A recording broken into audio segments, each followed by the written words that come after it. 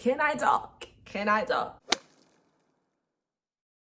Hello everyone, welcome back or welcome to my channel if you are new. Today I have an exciting video, I guess, if you just want to see me hold up books. Anyways, today I'm going to be showing you guys every book I've given 5 stars from 2020 to now. And I'm starting at 2020 because that's basically when I started, really getting into reading. These are the ratings that I gave in the moment. So I'm being very authentic here. I'm not updating my list. I'm giving you the nitty gritty. Okay, so you can judge me all you want after this. I don't care. I know I've grown. I know I've matured. I'm not gonna give descriptions on these books. I'm just going to basically show them to you. I've ordered the books all in order of when I've read them from 2020 to now. And I'm just gonna tell you the title. So yeah, this is basically a video for you to judge me on every book I give them 5 stars. And some 5 stars is not because it was the best thing ever written. Sometimes it's purely just vibes. Like the vibes are just there. I was having a great time. I was enjoying myself. Sometimes that's all that is necessary. So yeah, stick around, enjoy yourselves, and judge me on my 5-star reads. So the first book I gave 5 stars ever was Ignite Me by Tahira Mafi. This is the 3rd book in the Shattermere series. Shattermere. This is a YA dystopian. I think everyone else knows about Shattermere thus far. This book was fun. It was entertaining. The romance was great. Great build up, great ending. I enjoyed myself. The next book I gave 5 stars was Credence by Penelope Douglas. I know you don't have to say anything. This was purely for vibes. Purely for vibes. This was like the first forbidden dark romance I ever read ever. And it was the most bizarre thing I ever read. I just had to give it 5 stars. I never knew I could read something that crazy. I enjoyed myself. The next 3 books I gave 5 stars were all a part of the Throne of Glass series. So I have Crown of Midnight, Empire of Storms, and Kingdom of Ash. These were my favorites in the series, so I gave them all 5 stars. The Night Swim by Megan Golden. This is a thriller, kind of mystery thriller-esque vibes. It's very cool because it has the tie-in of a podcast. I think the audiobook is great. I didn't see the twist coming. It kept me intrigued. There was past and present chapters. I thought this was a solid read. The next book I gave 5 stars was The Fine Print by Lauren Asher. I loved this when I read it. It felt like the perfect romance at the time. I don't know. Contemporary romance, Grumpy Sunshine. It's a classic. I don't care. I'm not changing it. Then we have The Love Hypothesis by Ali Hazelwood. Fake dating, workplace romance, also a bit of Grumpy Sunshine. Super cliche, super corny, but I read it in one sitting. It was super cute. I ate it up. Then I read The Spanish Love Deception. Yeah, slow burn, fake dating. I ate up Aaron Blackford. Aaron Blackford was purely my reason for giving it 5 stars. I just think I was blinded by his amazingness. So yeah. That's all I can say for this one. Redeemed by Lauren Asher, the 4th book in the Dirty Air series. I love this series so much. F1 racing, all interconnected standalones, a great time. This one is fake dating, again with Grumpy Sunshine, clearly 2 of my favorite tropes. No wonder I ate it up. I loved it. Terms and Conditions, also by Lauren Asher. Also love this one. This one was arranged marriage of convenience vibes. This one also had a grumpy hero. I don't know if I would consider it Grumpy Sunshine, but grumpy hero nonetheless. Clearly, I loved it. Then I got into my Addicted Calloway fade. These are the 4 that I gave 5 stars.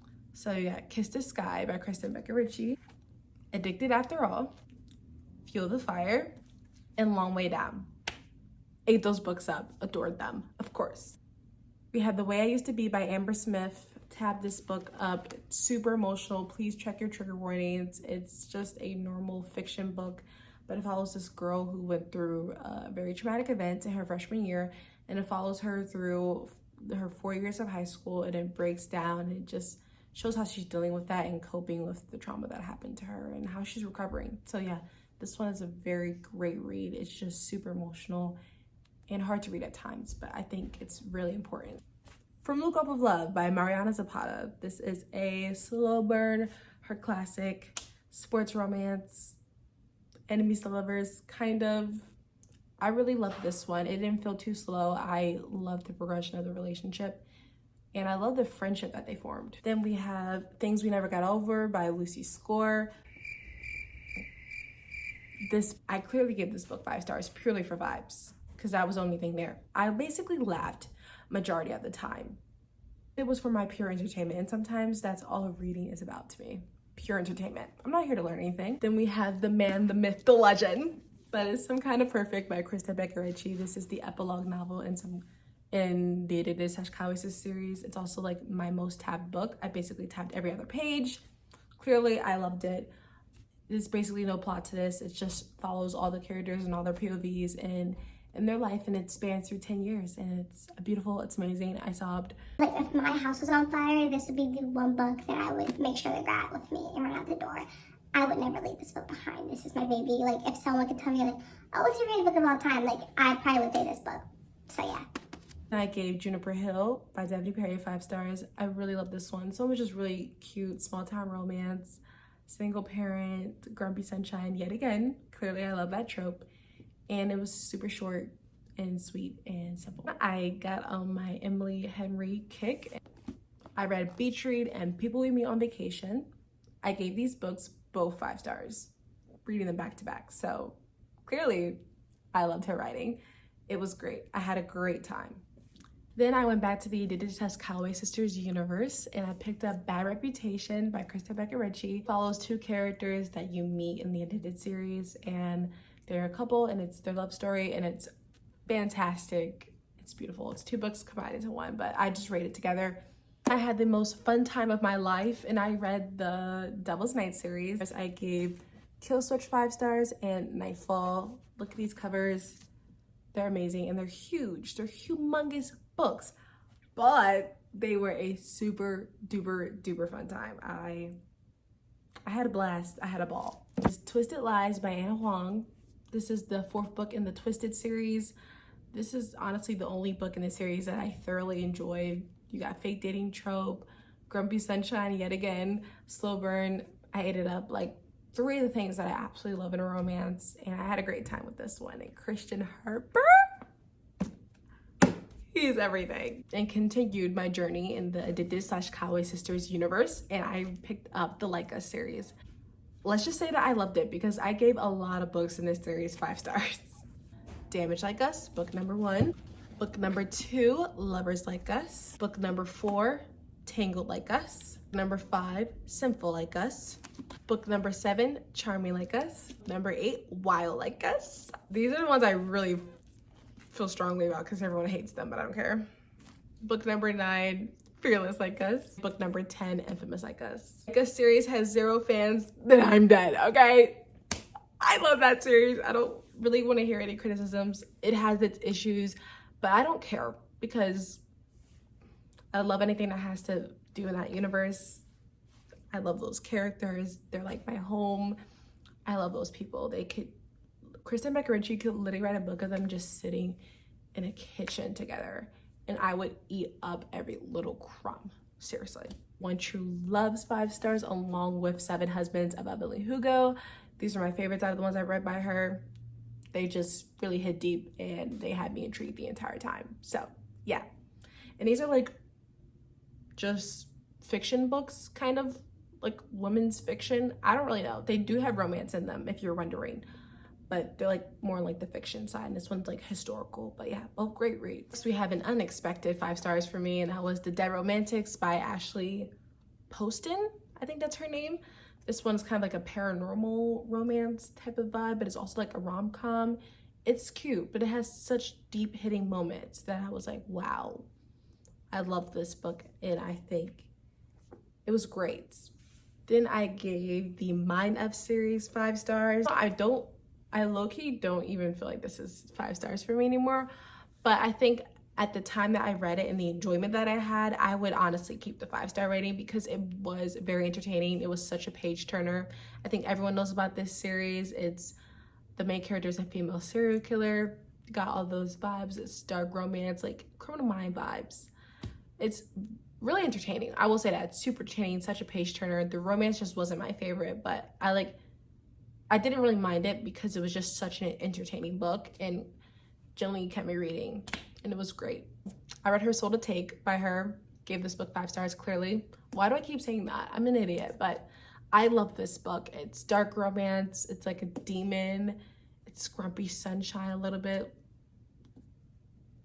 Lots of other things going on in here, but it is great. Obviously check out your trigger warnings with her books because they are a lot, but they are amazing. This is part 1. I also gave this book 5 stars. It's literally one of my favorite like dark books of all time.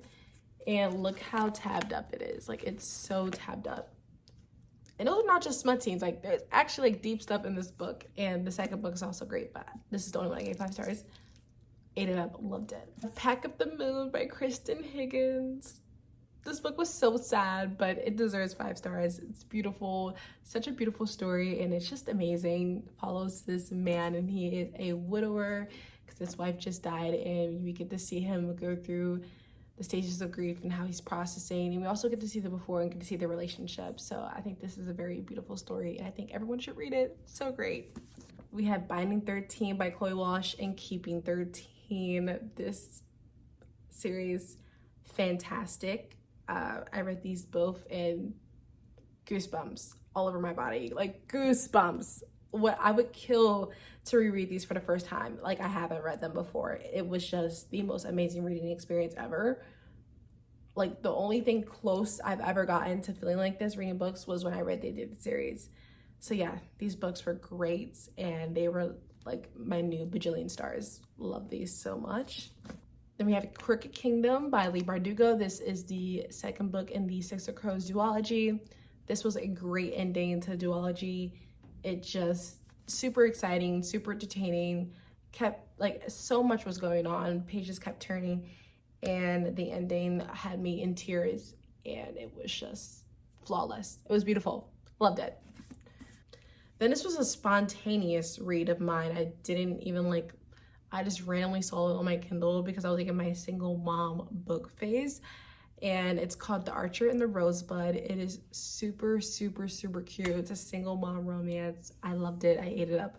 Clearly, I don't even remember reading it, but I just remember it being the cutest thing on the planet. So clearly, I loved it. Twisted Pride by Cora Riley. This book is great. Like I said, captive, dark, but it's phenomenal. Like, this is probably the best dark captive I've ever read ever. I think you should totally check it out if you're into that stuff. You know, if you're into that crazy stuff, but it's great. It's fantastic. The Right Move by Liz Tomford. This book deserves all the world, all its praises. I just don't know how you can read this book and not give it 5 stars. Like, are you kidding? Are you kidding? This book is the definition of 5 stars, Ryan Shay. The perfect book boyfriend. Sports romance, grumpy sunshine, fake dating. Yo, the combination eats every time. It eats all the time. Another Lauren Asher book. Clearly, I just give all her books 5 stars. I'm obsessed with her. But Final Offer, I talked about it before on my channel. I love this book. It's great. Two tropes I never thought I would give 5 stars, but Second Chance, Childhood Friends and Lovers, but it is phenomenal. It is fantastic. I ate it up. I tapped it up. I read it in one sitting. Saving Six by Chloe Walsh. I've talked about this book enough times for everyone and their mom to know that I give this book 5 stars. Also, I need everyone to know that they are Cardigan. They are Cardigan, and no one can tell me otherwise. They are Cardigan. And Cardigan is a 5-star song, so that alone should explain everything. The Crown of Nyaxia series by Carissa Broadbent, or the ones that are out right now. So we have The Serpent in the Wings of Night and The Ashes in a Star-Cursed King. These books are fantasy romances. They're new adult. They're super entertaining and intriguing. They're about this competition, and you get to go through the trials, and they're super, super good. I ate them up. Read them super quickly. Then another obvious one, Redeeming Six by Chloe Walsh. This is the last book as of right now in the Books of Tommen series. Book number 4. It is great. I tabbed it up. I ate it up, all 700 something pages. Also was sobbing my ass out. I love this book. I love these characters. I would give it 10 stars if I could. Oh my God, that was the last book. That went by so freaking fast. Okay, so those were all the books I read from 2020 to 2023 that I gave 5 stars. I don't think I would change any of my ratings. Like, even if, like, I know I probably wouldn't reread some of them, like the Spanish Love Deception. I'm never picking that book up ever again. But I just know that when I read it, I had the best time ever. And for that alone, I'm gonna keep the 5-star rating, because if I had a good time reading it, it must be worth something, you know? It must be decent. That was 52 books that I gave 5 stars in the span of 3 years, kind of, because 2023 is not over yet, but 52 books. That's pretty decent. I think that's a good amount of 5 stars without being like, just give them away, you know, or like being too picky. Like, I hope you enjoyed this video. I hope you got a little bit of an insight into my tastes, because I think it's pretty obvious the pattern that I follow in terms of the books that I love. So I will see you guys in the next video. And if you like this video, please like, comment, subscribe, come back for another fun time, and have a good day. Bye.